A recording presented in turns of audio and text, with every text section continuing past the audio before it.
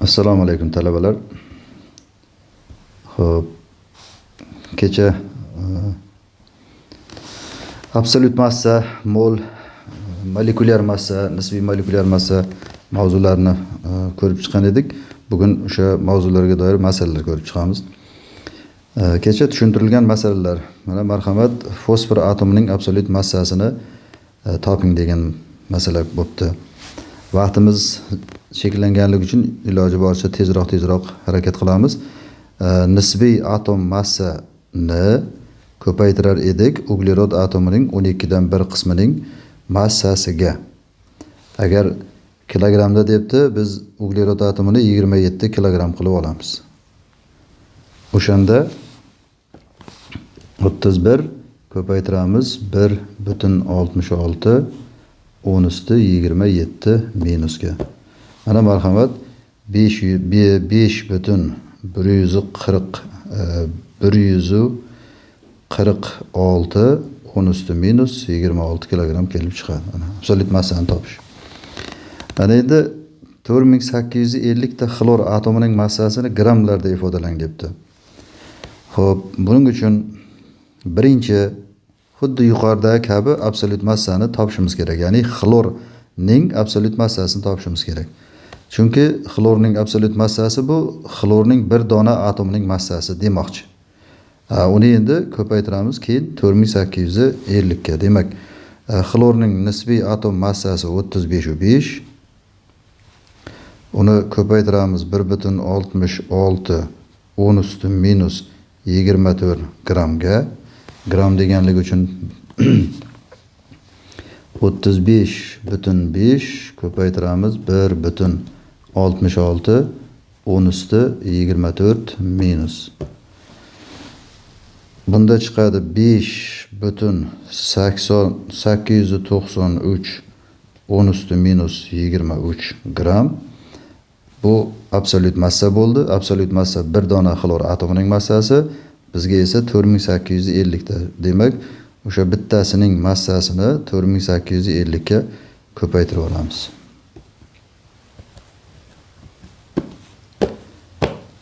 Marhamat, ana 2,858 10 usti minus 19 gram. Qaysi elementning absolyut massasi ushbu kilogram? Biz ushbu formulani yozgan edik bo'ldi. Absolyut massa 1 taqsim 12 barobar nisbiy atom massa deb yozgan edik. Shu formuladan foydalanadigan bo'lsak,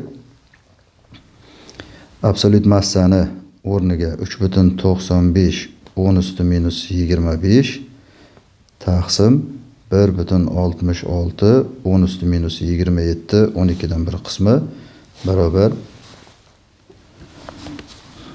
3,95 10 usti 25 minus bo'lamiz 1,10 usti 27. Mana 238 bu uran elementining nisbiy atom massasi. Qaysi elementning 1689 ta atomining massasi shuncha gram? Demak, avval ushbu ko'rinishga olib kelib olish uchun, ya'ni absolyut massaga olib kelib olish uchun avval uni ushbu massani 1689 ga bo'lish kerak. O'shanda bittasining massasi kelib chiqadi. Demak, 1,3458 10 usti minus 19 bo'linadi 1689 ga barobar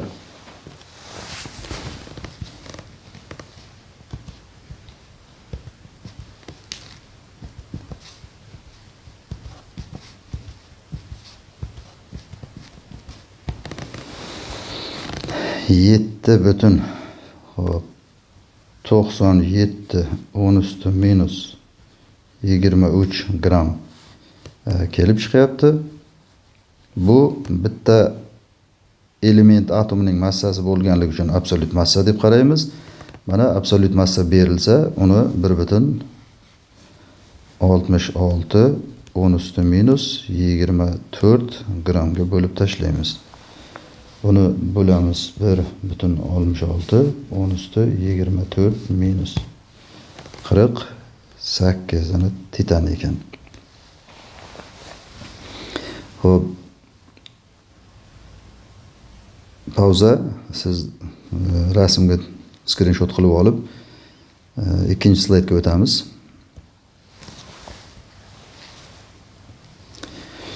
Agar nisbiy atom massa birligi sifatida uglerod atomining 12 dan 1 qismi emas, 4 dan 1 qismi qabul qilinganda davriy sistemadagi kalsiy atomining nisbiy atom massasi qancha bo'lar edi? Uglerod atomining absolut massasi 1,993 10 üstü minus 26 kilogram edi. Biz shuni 12 dan 1 qismini olardik. O'shanda 1,66 10 üstü minus 27 kilogram kelib chiqadi. Va kalsiyning absolut massasi 6,64 10 üstü minus 26 kilogramni bo'lar edik. 1,66 10 üstü minus 27 uglerod atomining 12 dan 1 qismiga barobar 40 chiqar edi. Ana endi bizga savol qo'yapti, uglerod atomining 12 dan 1 qismini o'rniga uglerod atomining 4 dan 1 qismini olib foydalansangiz. Demak biz 1,993 10 üstü minus 26 ni 12 ga emas 4 ga bo'lishimiz kerak. Xo'p. 1,993 10 üstü 26 minus bo'linadi 4. O'shanda 4,98 25 10 üstü minus 27 kilogram kelib chiqadi. Demak, bizga taklif etilgan uglerodning 12 dan 1 qismining massasi o'rniga uglerodning 4 dan 1 qismining massasini olib foydalansak, kalsiyning nisbiy atom massasi necha bo'ladi degan. Demak, biz ushbu ifodaning o'rniga 664 10 üstü minus 26 kilogram bo'linadi 4,98 25 10 üstü minus 27 kilogram. Xo'p.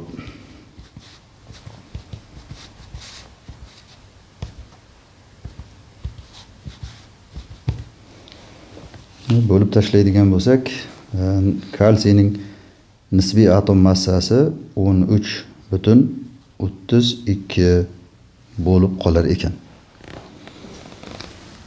Xo'p.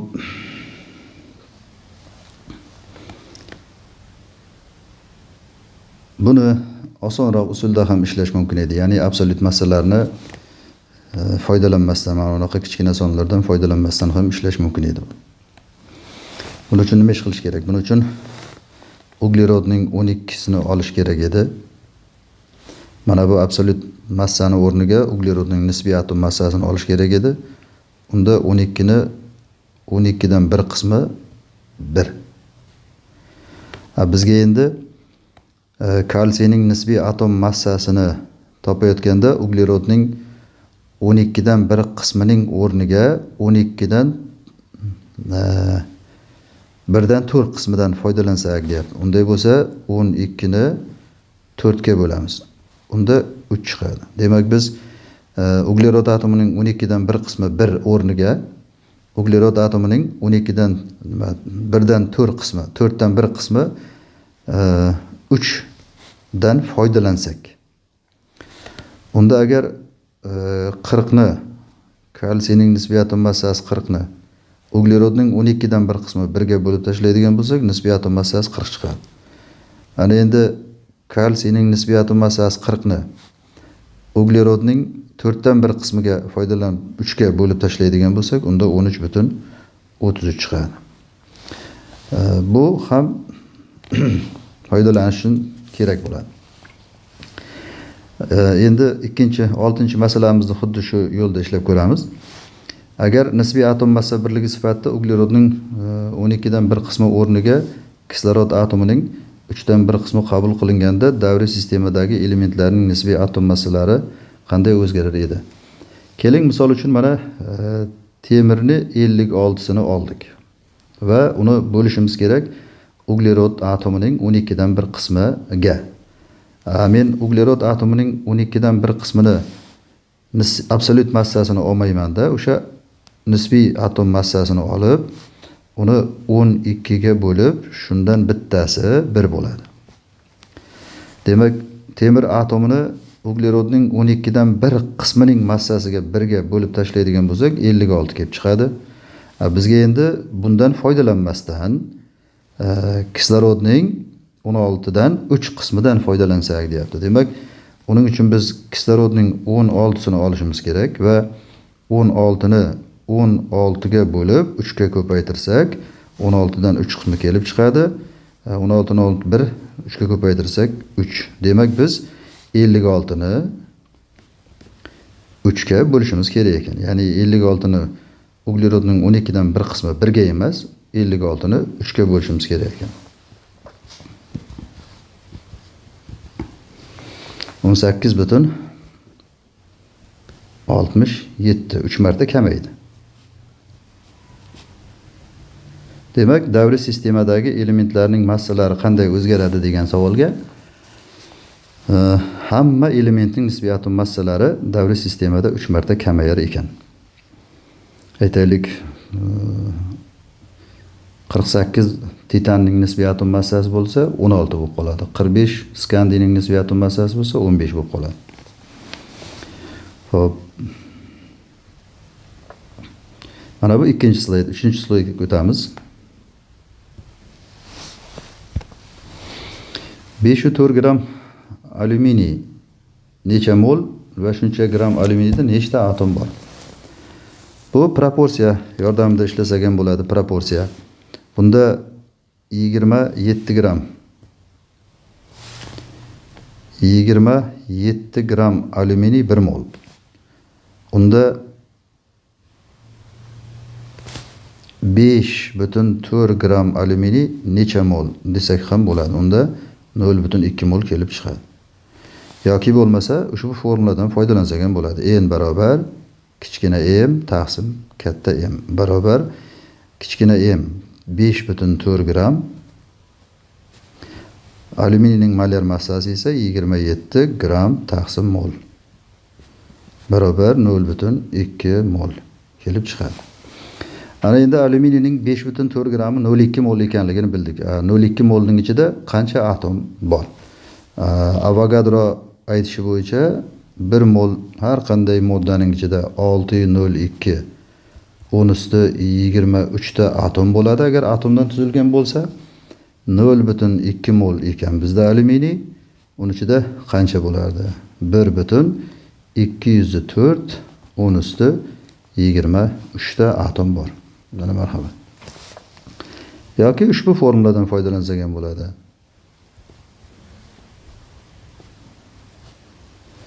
N o'rniga 0,2 mol. Avogadro doimiysi 6,02 10 usti 23 taqsim mol barobar 1,204 10 usti 23 ta atom. Keyingi masalamiz 24,5 gram sulfat kislota necha mol va shuncha miqdor sulfat kislotada necha dona molekula bor? Xo'p, sulfat kislotaning nisbiy molekulyar massasi hisoblab chiqilsa 98 chiqadi.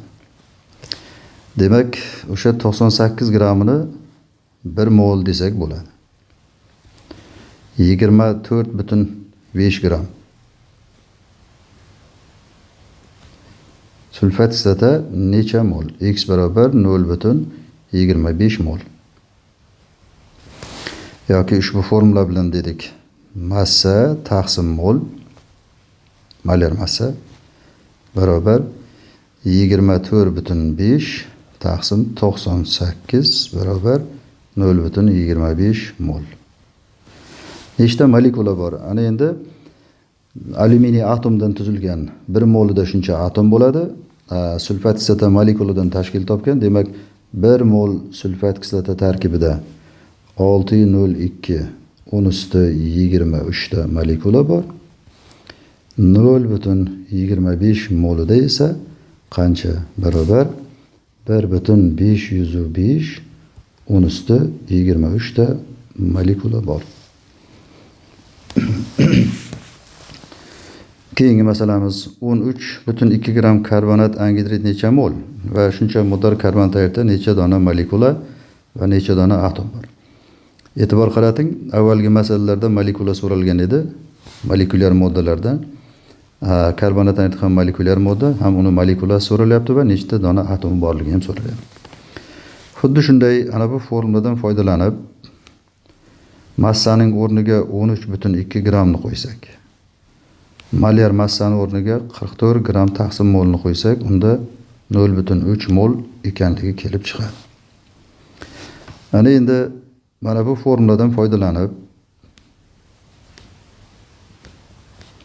0,3 mol ko'paytirilgan 6,02 10 üstü 23 barobar 1,806 10 üstü 23 ta molekula borligi kelib chiqadi. Bizdan endi nechta atomi ham bor deb so'ragan.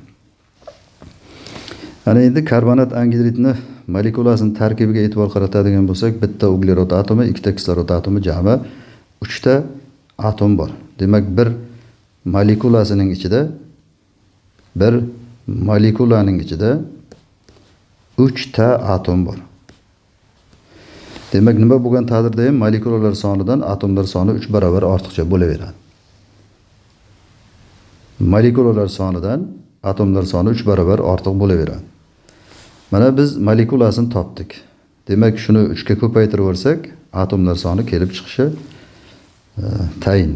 1,806 10 üstü 23 ni ko'paytiramiz 3 ga barobar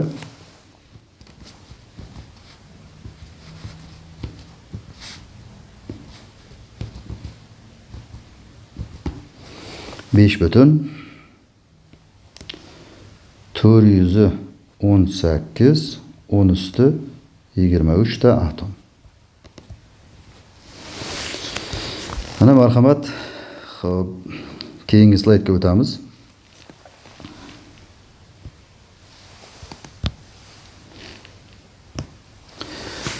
(0,8 mol kaliy fosfat necha gram, nechta molekulasi bor, nechta jami atom bor? Ushbu masalalarni ishlab ko'ramiz. Buni molekulyar massasini topamiz. 39 nisbiy molekulyar massasini ko'paytiramiz 3, qo'shilgan 31, qo'shilgan 16 ko'paytiramiz 4 barobar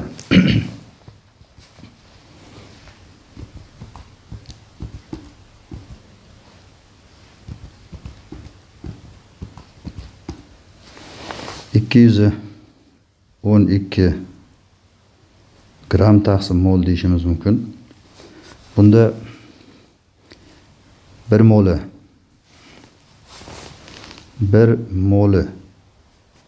212 gram kelsa, 0,8 moli necha gram?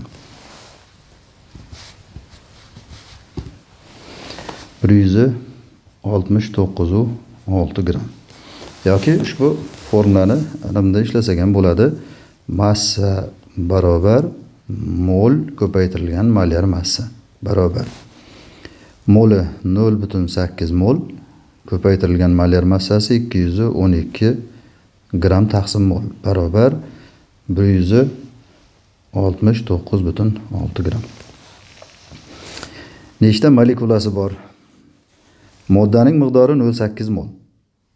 Ushbu formuladan foydalanib n barobar kichkina n ko'paytirilgan Avogadro doimiysi barobar modda miqdori 0,8 mol, kichkina n o'rniga Avogadro doimiysi 6,02 10 üstü 23 barobar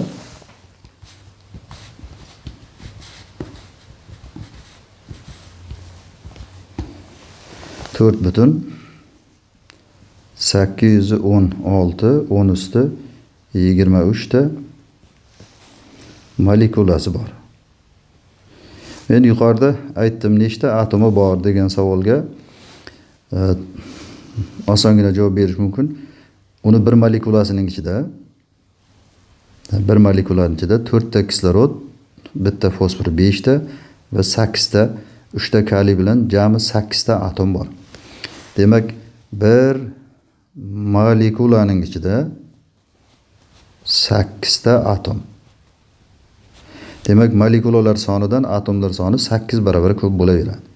Shuning uchun ham 4,816 10 üstü 23 ta molekulani 8 ga ko'paytirib yuborsak,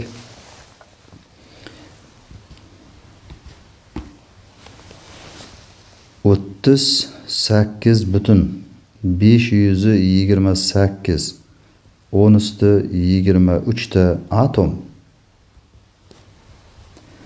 yoki bitta virgül surib qo'yib 3,85 28 10 üstü 24 ta atom ham deyish mumkin. Nechta kislorod atomi bor?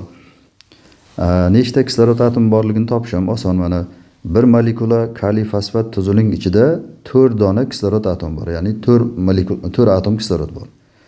Demak, bir molekula kaliy fosfatning ichida 4 atom kislorod bor. Nima bo'lgan taqdirda ham molekulalar sonidan kislorod atomlari soni 4 barobar ko'p bo'laveradi.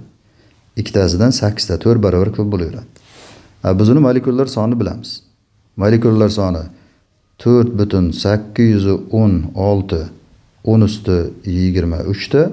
Shuni 4 ga ko'paytirsak, kislorod atomlari soni kelib chiqadi.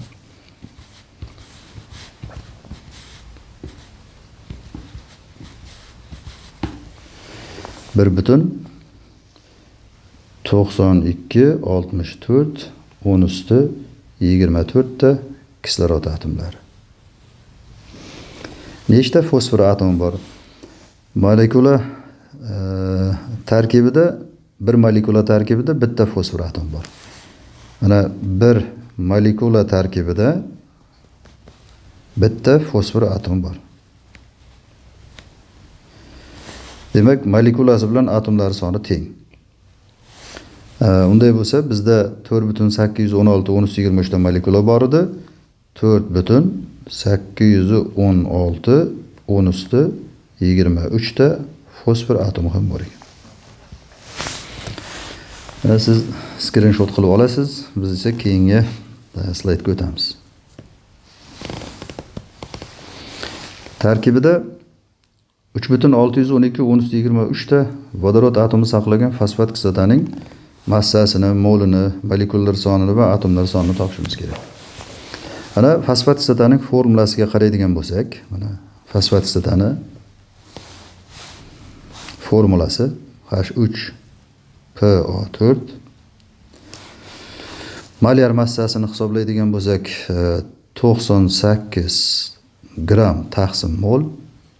Bu degani 1 mol fosfat kislota 98 gram keladi degan. Endi 1 mol fosfat kislota tarkibida mana 1 mol fosfat kislota tarkibida 98 gram keladigan bo'lsa, o'sha 1 mol fosfat kislota tarkibida 3 mol vodorod bor. 3 mol vodorod. Agar 6,02 ni 3 ga ko'paytirib yuboradigan bo'lsak, unda 18,06 10 üstü 23 ta vodorod atom bo'ladi. 3 ta vodorod bor, 3 mol. 6,02 10 üstü 23 ni 3 ga ko'paytirib yuboramiz. O'shanda 18,06 10 üstü 23 ta vodorod atomi bo'ladi va o'shancha vodorod atomi saqlagan fosfat kislota 98 gram keladi. Bizga 3,612 10 üstü 23 ta vodorod atomi saqlagan necha gram keladi degan savol qo'yiladi.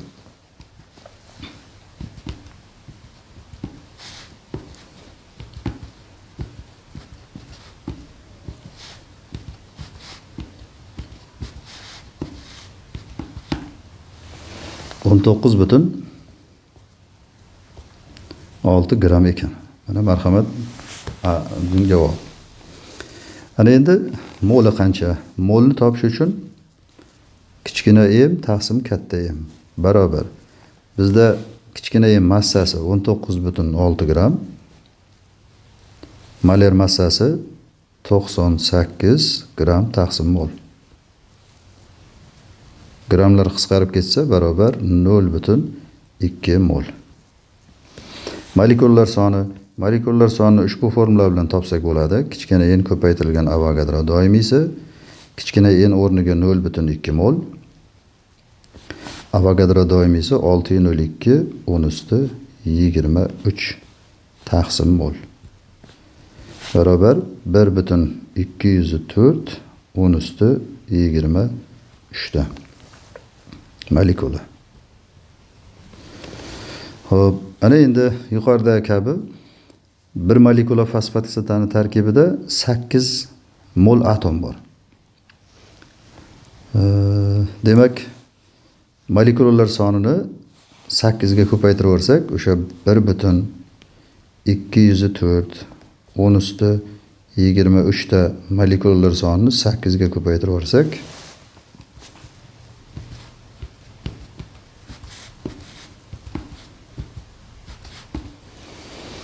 9,632 10⁻23 ta atom.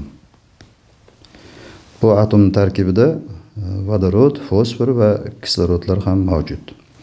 O'sha yuqoridagi 3,612 10⁻23 ta vodorod atomi ham shu atomlar soni ichida mavjud. Keyingi slaydga o'tamiz.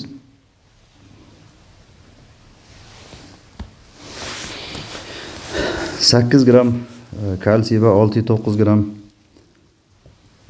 natriy kukunlar aralashtirilganda olingan aralashmada nechta atom bor? Buning uchun birinchi kalsiyni molini topib olamiz. 8 taqsim 40 barobar 0,2 mol. Xuddi shu yo'l bilan natriyni ham molini topib olamiz. 6,9 taqsim 23 barobar 0,3 mol. Demak, jami shu aralashmada 0,5 mol moddalar mavjud. Uni kichkina n demak 0,5 mol. Atomlar sonini topish uchun ushbu formuladan foydalansak bo'ladi. Barobar 0,5 ko'paytirilgan 602 10⁻23 barobar 3,01 10⁻23 ta atom bor. Yoki buni oddiygina proporsiya bilan topsak ham bo'lardi. 40 gram kalsiyda 1 mol bo'lganligi uchun 602 10⁻23 ta atom mavjud. Bizga undan 8 gram bergan. Unda qancha? X barobar 1,204 10⁻23 ta. Xuddi shunday 23 gram natriy 1 mol bo'lganligi uchun unda 602 10⁻23 ta atom bor. 6,9 gramida qancha? 1,806 10⁻23 ta. Bunga qo'shib qo'ysak kalsiyning 1,204 10⁻23 tasini, o'shanda ham ushbu javob kelib chiqadi. 9 gram suvda va 608 gram vodorod peroksid eritilgan bo'lsa, olingan eritmada, ya'ni aralashma deb qarashimiz mumkin. Aralashmada nechta molekula bor? Suvning molini topamiz. Suvning moli 9 gram taqsim molar massasi 18 barobar 0,5 mol. Vodorod peroksidning molini topamiz.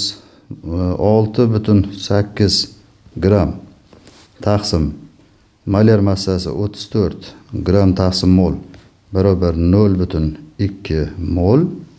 Demak, aralashmada, ya'ni eritmada jami 0,7 mol moddalar bor ekan, uni Avogadro doimiysiga ko'paytirsak,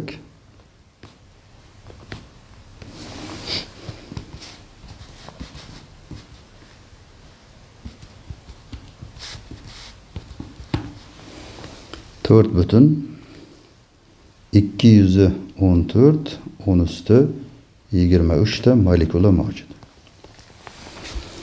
Keyingi slaydga o'tamiz.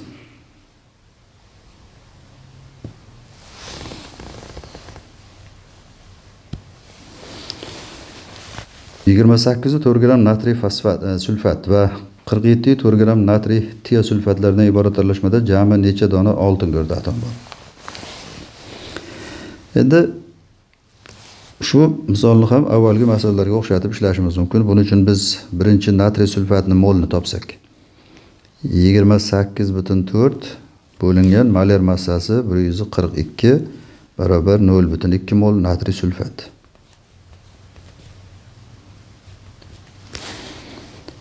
Xuddi shunday natriy tiosulfatni molni 47,4 bo'lingan 158 barobar 0,3 mol natriy tiosulfat.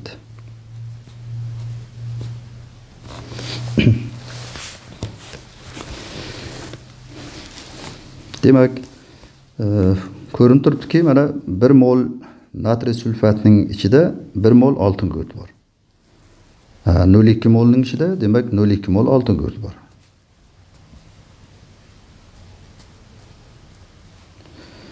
Xo'p, 1 mol natriy tiosulfatning ichida 2 mol oltin go'rdi bor. 1 molining ichida 2 mol. Demak 0,3 molning ichida esa 0,6 mol oltin go'rdi bor. Demak, hammasi bo'lib turib, ushbu aralashmada 0,8 mol oltin go'rdi bor. Uni ko'paytirsak 6,02 10 üstü 23 ga barobar 4,816 10 üstü 23 ta oltin go'rd atomi ushbu aralashmada mavjud.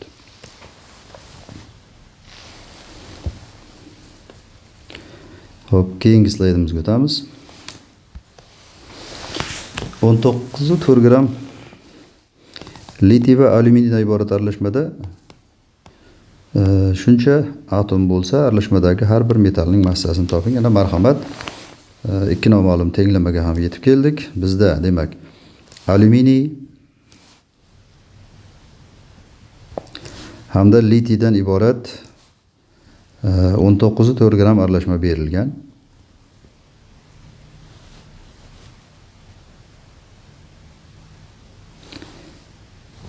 Aralashma ichida esa ikkala alyuminiy va litiy metallarining atomlarini jami yig'indisi mana 1,32 44 10 üstü 24 ta. Agar ushbu sonni 6,02 10 üstü 23 ga bo'lib tashlaydigan bo'lsak,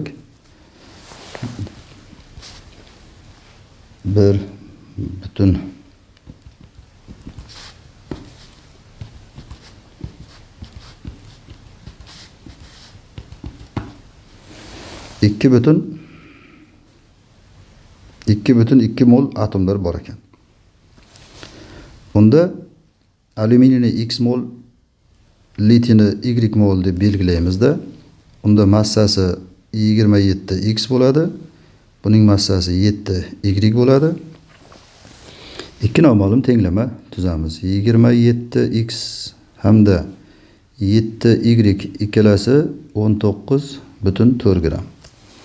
Va x bilan y esa 2,2 ga teng. X plus y barobar 2,2 ga teng. Bizda har bir metalli massa ulushini massasini toping dedi. Demak, farqi yo'q.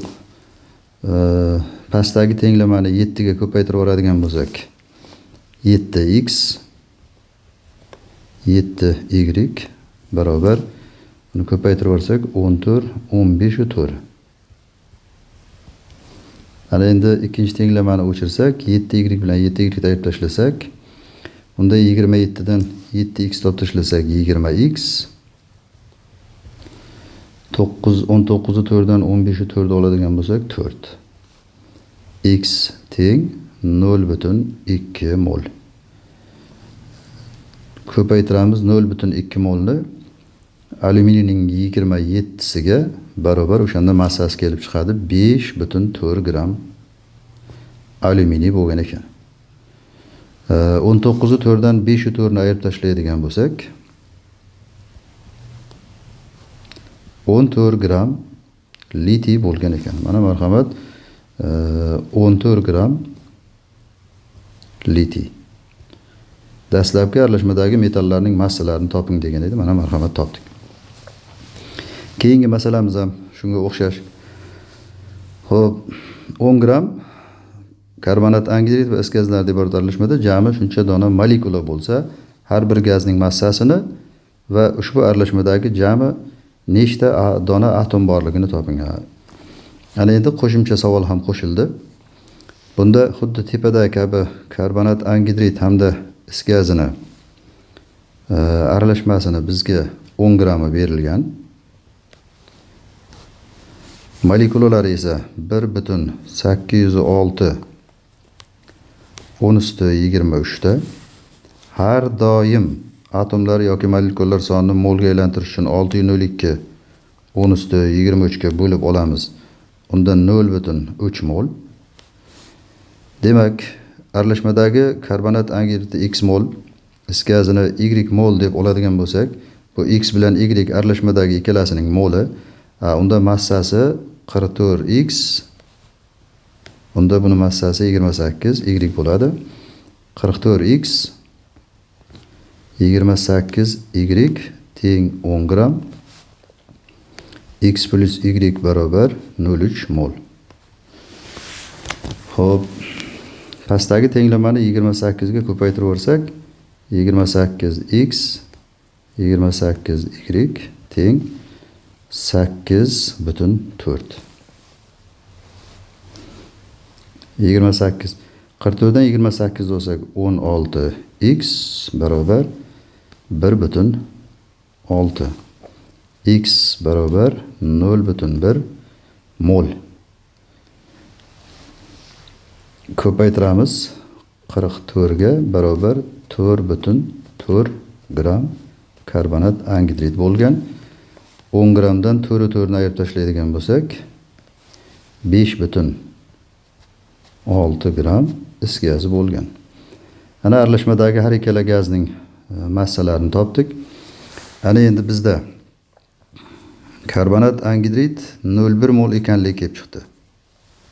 Mana karbonat angidrid 0,1 mol. 1 molining ichida esa 3 mol atom bor. Demak, uni 3 ga ko'paytiramiz. 0,3 mol atom. Is gazi 0,2 mol ekanligi kelib chiqdi. Is gazining 1 molning ichida 2 ta atom bor. Demak, uni 2 ga ko'paytiramiz. 0,4 mol atom. Ikkala atomlar sonini qo'shib olsak 0,7.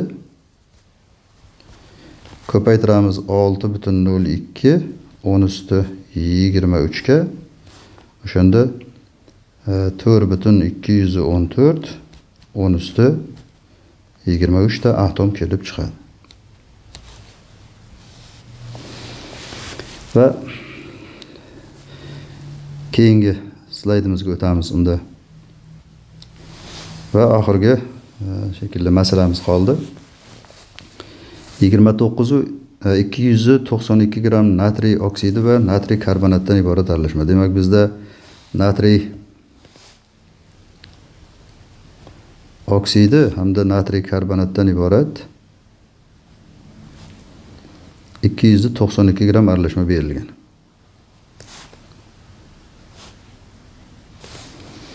292 gram. İchida esa kislorod atomlarining soni berilibdi. 3,612 10 üstü 23 ta kislorod. Buni ham 602 10 üstü 23 ga bo'lib tashlaydigan bo'lsak, 24 ta uzib barobar 6 mol kelib chiqadi. 6 mol kislorod atomlarining miqdori. Mana bu kislorod hamda mana bu kislorodning jami 6 mol ekan. Unda aralashmadagi oksidni x mol, tuzni esa y mol deb belgilab olsam, unda uni massasi 62x 106 y bo'ladi. Hop, 62 x qo'shilgan 106 y teng 292. Hop, bitta kislorod x hamda 3 ta kislorod bo'lganligi uchun 3y barobar 6. Hop, bu tenglamadan pastdagi tenglamani 62 ga ko'paytirib yuboradigan bo'lsak,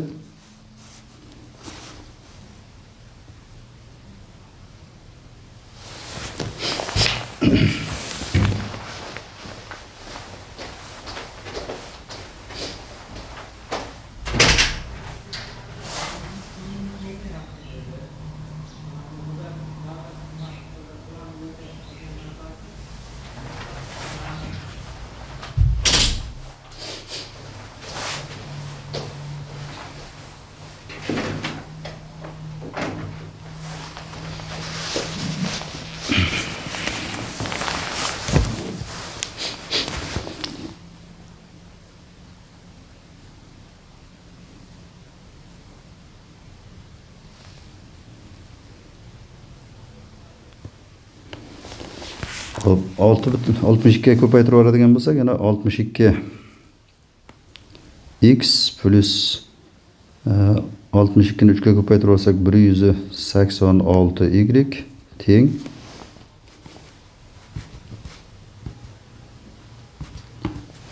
372. 62 lar qisqartirib tashlaymiz. 186 dan 106 ni ayiradigan bo'lsak 80 y. 372 dan 292 ni ayirib tashlaydigan bo'lsak 80. Demak, y barobar 1 mol ekan. Unda natriy karbonatimiz aralashmada 1 mol bo'lgan ekan. Natriy karbonat 1 mol bo'lgan ekan. Natriy oksidini topamiz endi. Natriy oksidini topish uchun bizda x imiz 1 ga teng bo'lyapti. Y imiz 1 ga teng bo'lyapti. Y ni 1 ni 3 ga ko'paytirsak 3, 6 dan 3 ni o'tkazib tashlasak x imiz demak 3 ga teng. Demak, x barobar 3 mol.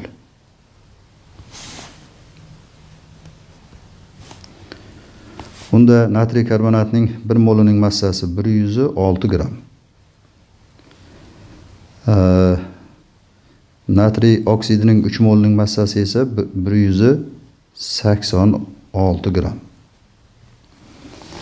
Endi birinchi massa ulushi so'ralgan bizda. Umumiy massa 292 gram. U 100% bo'ladi. Aytaylik 186 gram natriy oksidi necha foiz? X barobar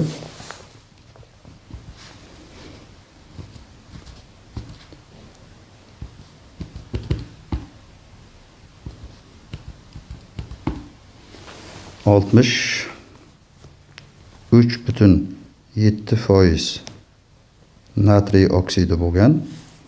Xo'p, 32,3%, 36,3%. Xo'p, natriyning karbonati bo'lgan. Bu massa ulushi, ya'ni gramdan foiz chiqarganligimiz uchun massa ulushi.